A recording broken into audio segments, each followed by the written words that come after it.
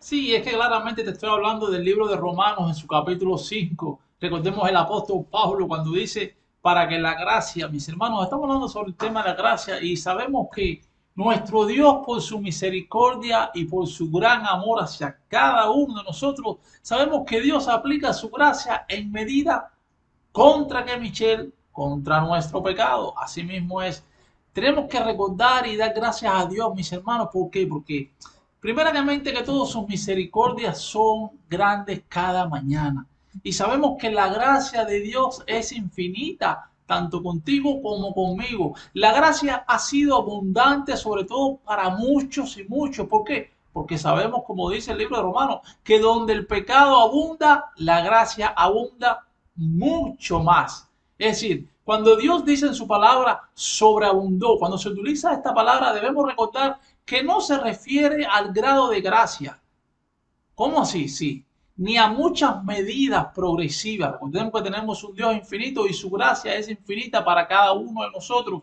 Ahora, la gracia divina que pone Dios en cada nosotros es en su amor y su misericordia. Y sabemos que Dios no tiene grados, mis hermanos, como los debemos de tener tú y yo. Nosotros tenemos grados. A veces estamos enojados y le decimos a una persona, me estoy enojando más, se me va a acabar. ¿A cuántos uno, la abuelita o la mamá nos decía, se me va a acabar la paciencia? Cuando se me acabe la paciencia, ya me estoy cansando. Porque el hombre es limitado a todo, mis hermanos. Pero el Dios tan misericordioso no es como tú y como yo.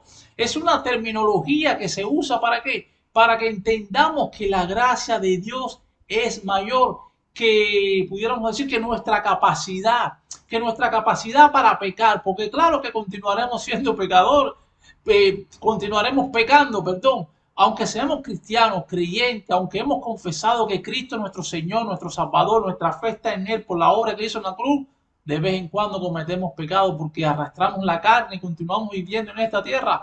Recordemos que hasta que nuestros cuerpos no sean glorificados en la presencia del Señor, mis hermanos, el pecado no quedará atrás en nuestras vidas. Claro que no lo vamos a practicar como antes. Pero bueno, para no irnos del tema, recordemos que tenemos ciertos grados de pecado en nuestras vidas. Creemos que tal o cual, pudiéramos decirle así, el pecado, mis hermanos.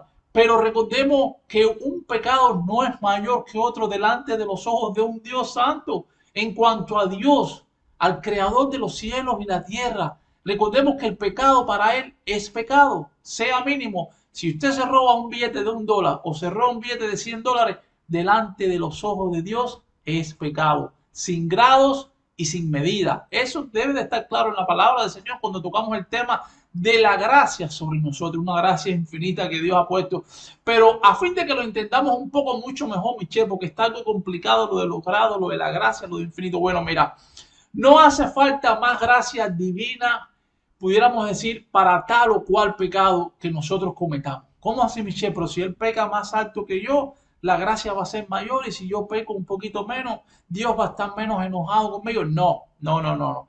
Que para tal cual pecado o para tal otro, mis hermanos, el pecado es pecado delante de los ojos de un Dios santo. Claramente lo sabemos. Y su gracia es más grande que todos nuestros pecados, si los agrupáramos en conjunto, si los echáramos en un saco. A veces hay personas que se creen mejores que otras personas, claramente, como seres humanos que somos, porque su pecado no es tan terrible. No, aquel mató a tres y yo no he matado a nadie, yo nada más robé. O aquel hizo tal cosa, para no usar palabras muy agudas o peligrosas. Recordemos que las redes sociales a veces nos cortan y nos suspenden por estar usando palabras. Pero recordemos claramente eso, que hay personas que a veces piensan que ellos pecan menos o que su pecado no tiene tan profundidad, pero delante de los ojos de Dios, mis hermanos, el pecado es pecado. Ahora, pero Dios en su evaluación de pecado, recordemos que Él ve el pecado simplemente como un pecado. Su gracia es tan inmensa, es tan infinita, es tan maravillosa,